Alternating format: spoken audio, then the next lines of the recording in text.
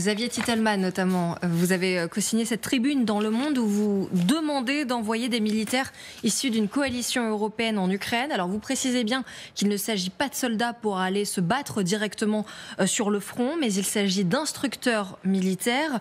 Cette tribune, elle a été signée par de nombreuses personnes, des collectifs ukrainiens, des intellectuels, des spécialistes militaires, des questions militaires, notamment le général Richoux que l'on connaît bien, Bernard-Henri Lévy que vous recevez très régulièrement, Darius.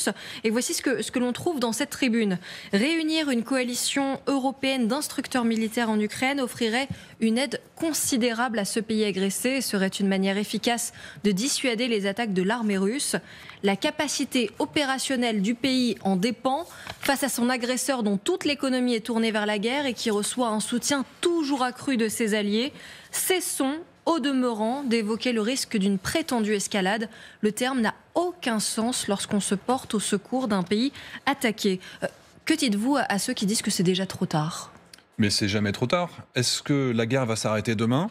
Et même s'il y avait un cessez-le-feu par bonheur l'année prochaine, il faut que les Ukrainiens soient prêts à imposer un rapport de force dans lequel ils ne risquent pas de se faire dominer avec une nouvelle offensive. Un cessez-le-feu, ça veut dire une nouvelle offensive russe dans 1 an, 6 mois, on ne sait pas.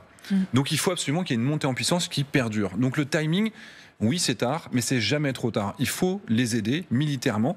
Et le fait d'avoir sur place les instructeurs, il faut comprendre la logistique. Faire venir 2000 Ukrainiens ici pour les former ou envoyer 15 instructeurs sur place, en termes de logistique, c'est beaucoup plus simple. Ça nous fait des économies, c'est beaucoup plus opérationnel, c'est plus rapide. C'est simplement la logique qui voudrait qu'on les fasse déjà depuis longtemps. Que dit l'Ukrainienne sur ce plateau ? Que dites-vous, Ludmila ? Je dis que justement pour des raisons de rapidité et de la capacité qui peut augmenter beaucoup plus rapidement et un nombre beaucoup plus intéressant, quand même, il faut le faire. Et après, c'est pas que on envoie quelqu'un qui va se battre à côté des Ukrainiens, aller tuer des Russes sur le front. Ça, on est d'accord, c'est pas le cas. Mais c'est quelque chose qui est très important parce que même pour l'Occident, en termes de gestes forts face à ce que Poutine est en train de faire, lui, il ne se gêne pas de mobiliser les Nord-Coréens, même s'ils sont du côté, pour l'instant, c'est ce qu'on nous dit, du territoire russe, pour qu'ils les accompagnent, pour qu'ils aident, pour qu'ils font un peu de l'entraînement. Ce qui est sûr, c'est que on n'est jamais trop tard. Et maintenant, c'est les 3 mois là qui vont venir, surtout avant que Trump assume cette présidence-là. Il faut que l'Occident, surtout l'Europe, montre qu'elle est capable d'assumer, par exemple, le rôle plus important en termes d'aide à l'Ukraine, militaire ou même financier, si cette aide va être moins importante du côté des États-Unis. Il y a un nom qui n'est pas dans la liste, si je comprends bien. Il y a Vincent Desportes, Bernard-Henri Lévy, Nicolas Richoux, Xavier Titelman, Nicolas Tetzer, il y en a beaucoup d'autres encore. Il n'y a pas le vôtre, général Yakovlev. Pourquoi ? Alors, d'abord, je suis d'accord avec ce qui a été dit. Je n'ai pas signé parce que je n'étais pas là, en gros. Donc, mais voilà. Vous signeriez ? Alors, il faudrait que je le lise dans le détail pour être sûr que je suis d'accord avec chacun des mots, etc. Dans le principe, je suis d'accord au sens du geste politique. Après, on peut débattre, parce que mettre des gens à l'instruction, la logistique des gens à l'instruction, le fait que, par exemple, il y en a 45 000 qui ont séjourné en Angleterre, ça leur a aussi fait des vacances. Des moments où ils ont pu bien dormir, si j'ose dire. Ils ont beaucoup travaillé, mais ils n'étaient pas sous la menace, par exemple. Donc, dans l'environnement pédagogique, c'est pas forcément nul de pas être dans le pays. Est-ce qu'il faut faire un choix ? Pour le geste politique, fondamentalement, je suis pour, puisque je suis pour faire d'autres choses pour les Ukrainiens en Ukraine, soit dit en passant. Le général Paloméros, l'ancien commandeur suprême de l'OTAN, il était sur ce plateau tout à l'heure, il avait des mots assez prudents. Il disait que lui n'aurait pas signé, avec cet argument de dire où on est vraiment belligérant, où on ne l'est pas. Si on veut vraiment être belligérant, on y va. C'est-à-dire, mais cet entre-deux où on dit on y va sans y aller, il ne lui semblait pas satisfaisant. Est-ce que vous entendez cette objection ? Oui, bien sûr, on l'entend. Cet éditorial se situe dans le droit fil de ce qu'a proposé le président de la République il y a à peu près 8 ou 9 mois. Alors effectivement, il y a un décalage quand même de 8 ou 9 mois. Pourquoi est-ce qu'on a attendu 8 mois pour articuler cette proposition? Bon, je suis déjà pour. Mais c'est vrai que mieux vaut tard que jamais, et que cette proposition est intéressante. Je crois qu'il faut en examiner en effet tous les aspects techniques et toutes les conséquences techniques. Moi, je poserais simplement 2 questions, parce que j'ai lu ça cet après-midi, bien sûr, comme tout le monde. Et il y en a une qui peut-être permet d'identifier l'un des rédacteurs, d'ailleurs, qui n'est pas ici, qui est que l'objectif poursuivi, c'est la défaite de la Russie. Moi, j'avais compris que notre objectif politique, c'était que l'Ukraine ne perde pas la guerre. Ce n'était pas forcément de provoquer la défaite et le démantèlement de la Russie. Bon, alors, ça figure dans un paragraphe de l'article. La deuxième question, c'est en effet nos instructeurs, très bien. Alors, il y a déjà des instructeurs qui forment actuellement plein d'Ukrainiens, naturellement, en France. Alors, c'est bien d'en envoyer sur le terrain. Je pose simplement une question naïve. Qu'est-ce qui se passe s'il y a un missile russe qui tombe sur eux ? Et s'il y a 1, 2, 3, 4, 5, 6 militaires français qui sont tués. J'ai entendu un autre général français sur ce plateau, qui n'a pas signé dire « Ah bah évidemment, légitime défense, on répondra ». C'est-à-dire qu'on ira bombarder l'endroit d'où vient le missile. Alors si c'est le cas, ça veut dire qu'on entre en guerre avec la Russie. Non, je pense pas que... Enfin, écoutez, je pense que c'est une véritable escalade. Si la personne, elle le dit, juste, elle veut chercher l'escalade, même dans ses mots. Moi, je pense que c'est quand même, malheureusement, comme dans le travail, parce que c'est leur travail, les instructeurs, si jamais quelque chose leur arrive, c'est dans le cadre de la mission qu'ils ont accomplie.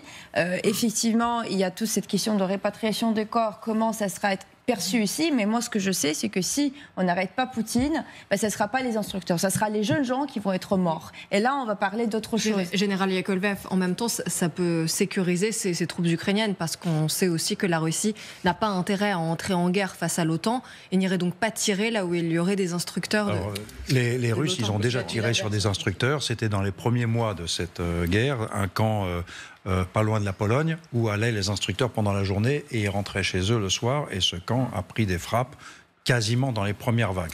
Et les Russes ont toujours dit, là, s'il y a des Occidentaux en Ukraine, officiellement, si j'ose dire, ils seront des cibles privilégiées, prioritaires. On fera tout ce qu'on pourra pour vous les renvoyer dans les sacs à viande.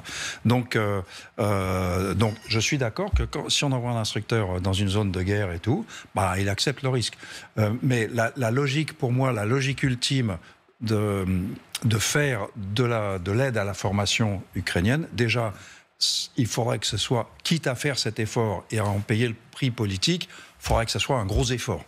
Donc on ne parle pas de quelques... Non. Alors à ce moment-là, on fait un gros truc. Gros effort, c'est quoi ? C'est combien de milliers de personnes ? Plusieurs milliers. Plusieurs, il y a 2 versions, il y a plusieurs centaines, il y a plusieurs milliers. Un paquet d'installations, c'est pas 15 mecs dans un camp pour apprendre à ramper plus vite. C'est beaucoup plus que ça.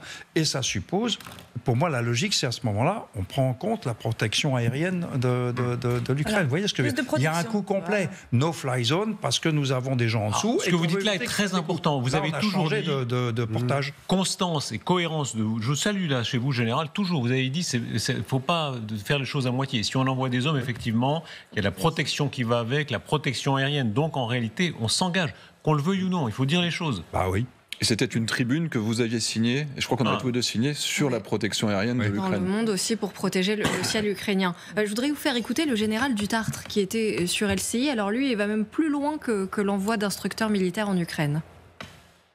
Moi, je suis pour, non pas des combattants tout de suite, mais en tout cas des forces prépositionnées en Ukraine, qui soient notamment, par exemple, vous pouvez imaginer un découpage, comme on l'a fait d'ailleurs durant, une fois que l'OTAN s'est impliquée en ex-Yougoslavie, c'est-à-dire chargé d'une zone, ne serait-ce que défendre cette zone, pas forcément aller attaquer, pas être des combattants de première ligne, au moins dans une première étape, et avec un mandat extrêmement clair, c'est-à-dire de pouvoir riposter à des attaques éventuelles.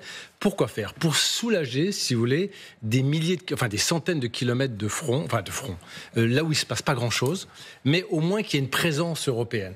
Est-ce que c'est une clarté supplémentaire de dire au fond, on va devenir compagnon d'armes, hein ? C'est plus que ça, c'est pas seulement une histoire technique, c'est devenir compagnon d'armes. Non, mais alors moi, je vais aller vraiment à l'encontre de tout ça parce que je me demande à quoi ça peut servir, en fait. C'est-à-dire qu'on a l'impression que c'est quand même une espèce de demi-mesure. C'est-à-dire qu'on veut y aller, mais on ne veut pas prendre le risque d'entrer dans un combat avec la Russie, alors que justement les Russes ont dit si jamais il y a des étrangers au sol, ce sera effectivement, comme le disait le général, une cible prioritaire. Donc ça veut dire qu'il y a un élément qu'on n'a pas besoin de prendre en compte en Russie, mais en Europe, c'est les opinions publiques. Quand en effet il y a des soldats français qui vont rentrer dans des cercueils, comment va réagir l'opinion publique française et au-delà européenne, puisqu'effectivement l'idée ce serait qu'on soit quand même plusieurs pays. Donc en fait, est-ce qu'on ne va pas être un boulet supplémentaire pour l'Ukraine ?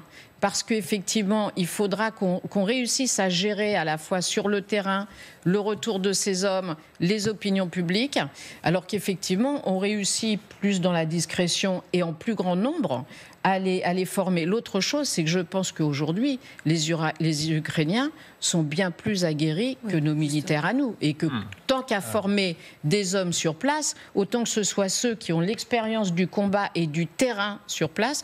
Moi, je suis allée dans, je sais pas, au moins une dizaine de pays en guerre. Il n'y a pas de comparaison entre celui qui arrive d'une base française et celui qui vient de faire 3 ans de guerre ou quasiment. Donc, tout ça me paraît un peu est-ce qu'il y a un peu de dissimulation dans tout ça ? On a vu, il y a encore quelques minutes sur notre antenne, ces scènes où les Ukrainiens vont chercher enrôler de force des Ukrainiens. Il manque d'hommes.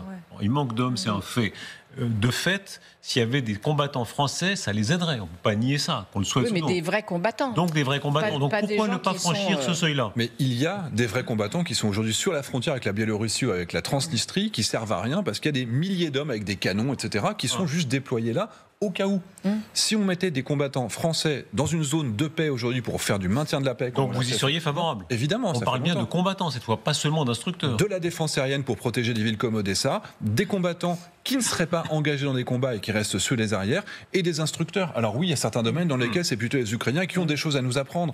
Mais on a donné des AMX-10, des véhicules blindés, on a donné des VAB, on est en train de donner des Mirage 2000, il y a peut-être des instructeurs, et puis le déminage.